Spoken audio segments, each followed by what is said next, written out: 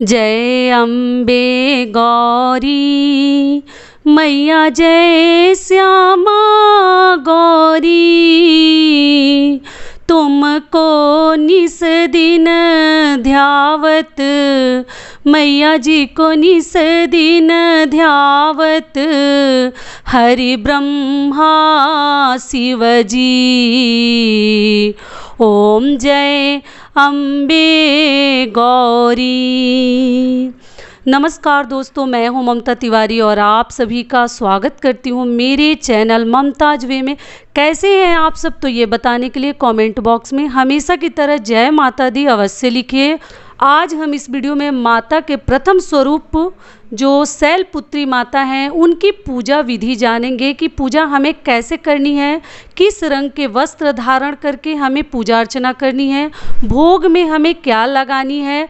और माता को भोग ऐसे तो हम कटोरी में लगाएंगे, लेकिन एक कौन सी जगह पे और माता को उस भोग में से हम टच कराएंगे जिससे कि हमारे घर में सुख समृद्धि हमेशा बनी रहे।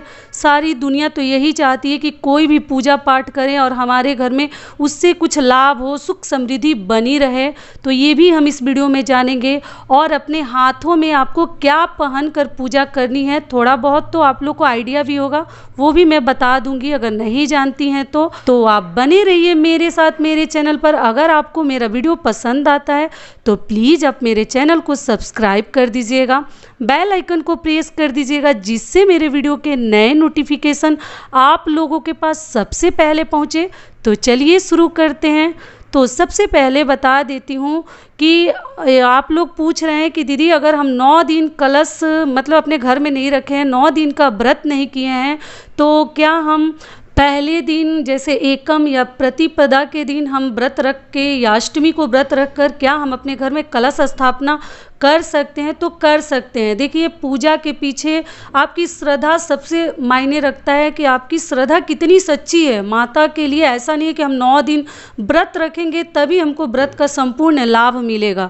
हमारी श्रद्धा के ऊपर सब कुछ निर्भर करता है कि हम माता को कैसे याद करें। हम 9 दिन व्रत ही रख रहे हैं और इधर हम पाप किए जा रहे हैं, तो ऐसा व्रत रख के हमें क्या फ़ायदा। हम बिना व्रत के ही रहेंगे लेकिन पुण्य वाले कार्य करेंगे, तो इसलिए आप कर सकती हैं। फिर थोड़ा सा जल्दी से बता देती हूँ, आप लोग जो पूछे थे वो भी सोच रही हूँ क्लियर कर दूँ कि दीदी हमने बेडरूम में मतलब कलश स्थापना की मतलब करने जा रही हूँ, तो क्या हम बेडरूम में कर सकते हैं? हमारे पास ज़्यादा जगह नहीं है, तो बिल्कुल कर सकती हैं। ध्यान किस बात की रखनी है कि आपको वहाँ पर झाड़ू नहीं लगानी है। कहीं भी अगर आप कलश स्थापना कर रही हैं किसी भी रूम में, तो आप झाड़ू मत लगाइएगा।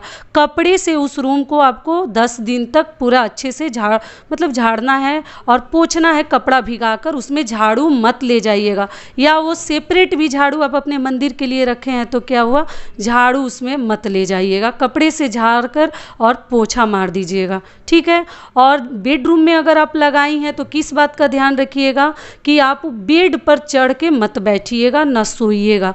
क्योंकि दूसरे रूम में रहता तो आप सो सकती थी, लेकिन उसी रूम में माता को आपने स्थापित किया है, आपने स्थापना किया हुआ है, और फिर आप वहीं ऊपर चढ़ के सोइएगा तो वो आपके लिए सही नहीं है। थोड़ा सा आप नीचे बिछा कर भी अपने कुशन वगैरह को सो सकती हैं, ऊपर मत सोइएगा।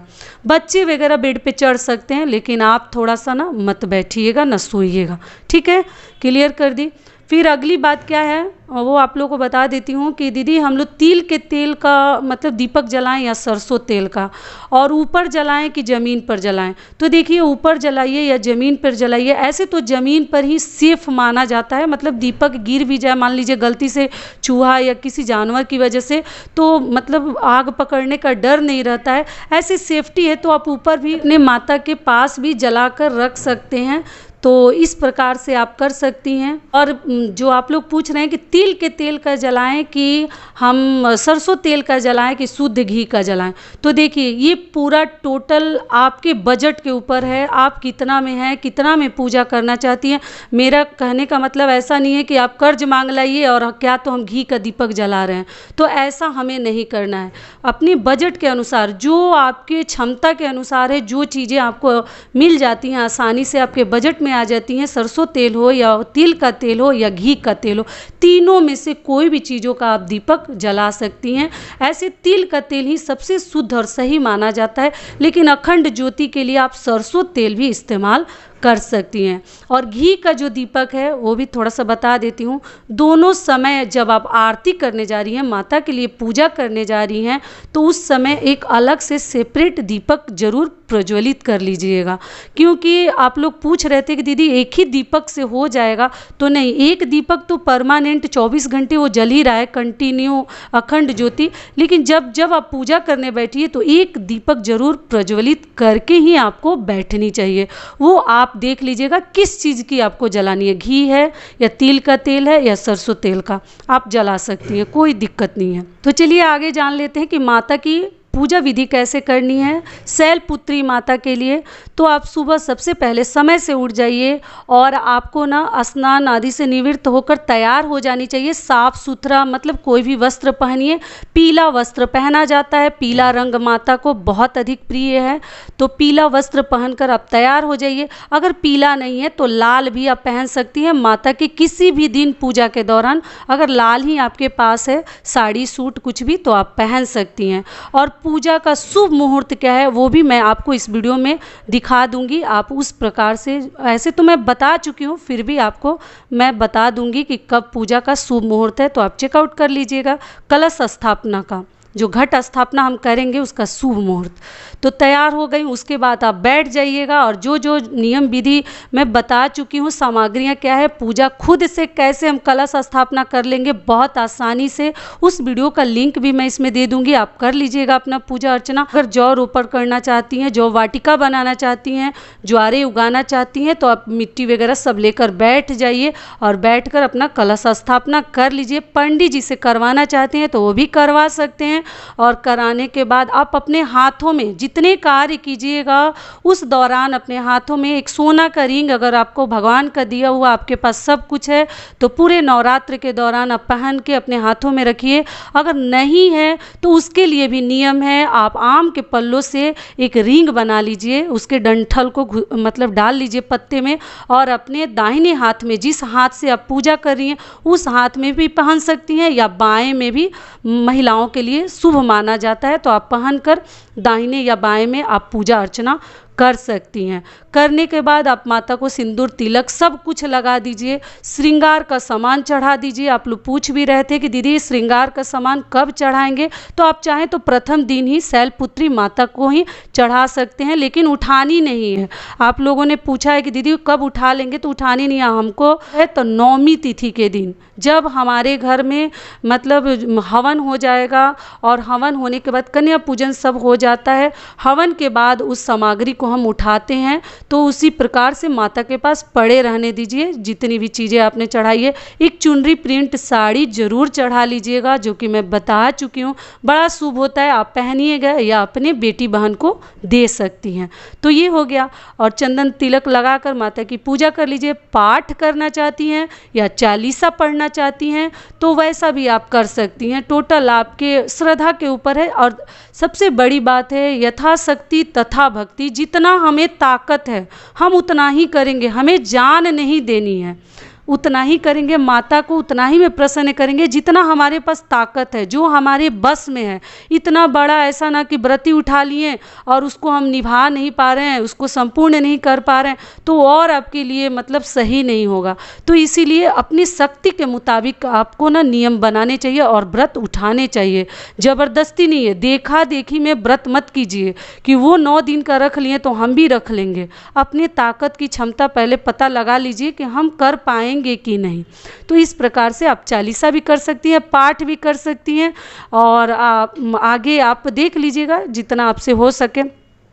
उसके आगे आपको ना पीला पुष्प अगर मिलता है, क्योंकि शैलपुत्री माता को पुष्प भी पीला ही चढ़ाया जाता है और उनको पीले रंग का वस्त्र धारण करके उनकी पूजा की जाती है। पीला नहीं मिलता है तो सबसे बढ़िया कोई भी चीज़, साड़ी हो, वस्त्र हो, फूल हो, आप ना लाल भी लेकर सभी माताओं को आप प्रसन्न कर सकती हैं। और उसके आगे आपको क्या करनी है, घी, माता को घी हमें प्रसाद के स्वरूप में चढ़ानी है। साइड से मतलब अलग से तो हम रोज़ मेवा मिश्री सूखा मेवा वगैरह तो माता को हम चढ़ाएंगे ही, उसमें रोज़ 2 लौंग जरूर डाल दीजिएगा माता के मतलब प्रसाद में, भोग में रोज डाल दीजिएगा। आप लोग पूछते हैं कि उसको फिर बाद में क्या करेंगे, तो उसको इस्तेमाल कर जाइएगा। माता का जो लौंग चढ़ा हुआ है या तो चबा जाइएगा, लौंग हमारे शरीर के लिए भी खराब नहीं है, और या आप कुछ भी इस्तेमाल कर सकती हैं बाद में, उसको इकट्ठा करके रख दीजिए या आप तुरंत प्रसाद के साथ उसको खा भी सकते हैं। ठीक है। और घी को क्या करना है कि आपको ना माता को भोग में तो चढ़ाना ही है, जो उपाय है वो भी बता देती हूँ, जिससे हमारे घर में सुख समृद्धि बनी रहती है। उस घी को ना प्रसाद तो चढ़ाएंगे ही, माता के चरणों में थोड़ा सा छुआ दीजिएगा, थोड़ा सा, जैसे माना जाता है कि उससे माता को हम मतलब चढ़ाने से ना हमारे घर में सुख समृद्धि बनी रहती है, कभी धन्य धान्य की कमी नहीं होती। और महिलाओं के लिए शैलपुत्री माता मतलब उनकी पूजा आपको ज़रूर करनी चाहिए, हर महिला को, क्योंकि महिलाओं को ही आजकल बहुत सारे प्रॉब्लम्स भी स्टार्ट हो जा रहे हैं, बीमारियां पकड़ ले रही हैं। तो इसीलिए आप ना मतलब माता के चरणों में घी जरूर एक बार मतलब छुआ दीजिएगा, उनको अर्पित कर दीजिएगा, जिससे हमारे ऊपर जो ही रोग कष्ट हमारे शरीर में है वो थोड़ा सा दूर हो जाए, ऐसा माना जाता है। तो ये हो गया।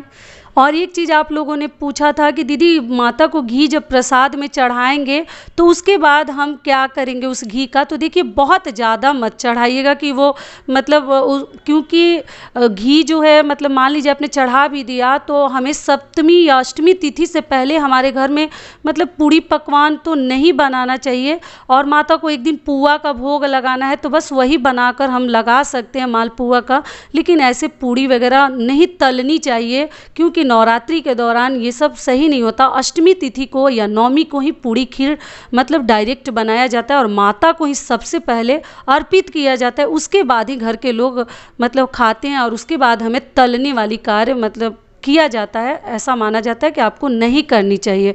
तो इसलिए बिल्कुल थोड़ा सा लगाइए भोग, कि उसको सभी परिवार मिलके थोड़ा थोड़ा लेंगे तो वो घी जो है मतलब आपका ख़त्म हो जाएगा, फिनिश हो जाएगा। तो इस प्रकार से आपको करनी है। और दीपक आप चाहें तो घी का जलाकर आरती दोनों समय कीजिएगा। अगर पाठ नहीं करिए, सिर्फ चालीसा ही पढ़ रही हैं तो और कलश स्थापना की है तब तो आरती करनी है, एकदम मस्ट है।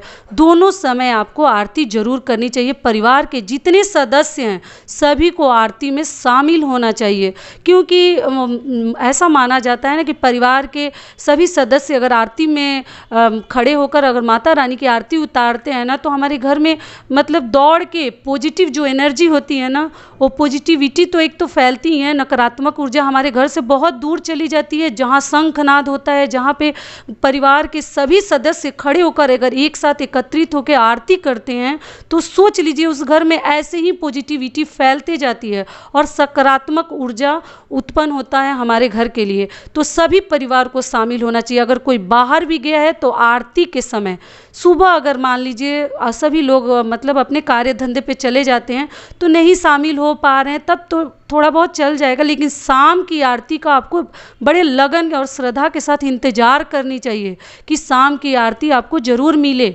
और कपूर से पूरे घर में आरती, थोड़ा सा दीपक तो भगवान को जलाना ही है, और उस थाली में जिस थाली से आप आरती उतार रहे हैं उसमें कपूर जला लीजिएगा और जलाकर पूरे घर में दिखा दीजिएगा, और उसमें पूरे घर और सारे लोगों को बोलिए आरती लेने के लिए, और उस प्रकार से माता की आरती कीजिए, जयकारा लगाइए, और इस प्रकार से आपको पूजा अपनी शुरू करनी चाहिए। पहले दिन से शैलपुत्री के माता के दिन से ही, और दूसरे दिन भी इसी प्रकार के नियम है थोड़ा बहुत, लेकिन उन माता को भोग में क्या लगानी है उसके लिए मैं आगे वीडियो आपके साथ शेयर करूंगी। आशा करती हूँ, उम्मीद करती हूँ कि इस वीडियो से आप लोगों को थोड़ा सा लाभ मिलेगा। फिर मिलती हूँ एक नए वीडियो में, तब तक के लिए नमस्कार। स्वस्थ रहिए, सुरक्षित रहिए और प्रेम से बोलिए जय माता दी।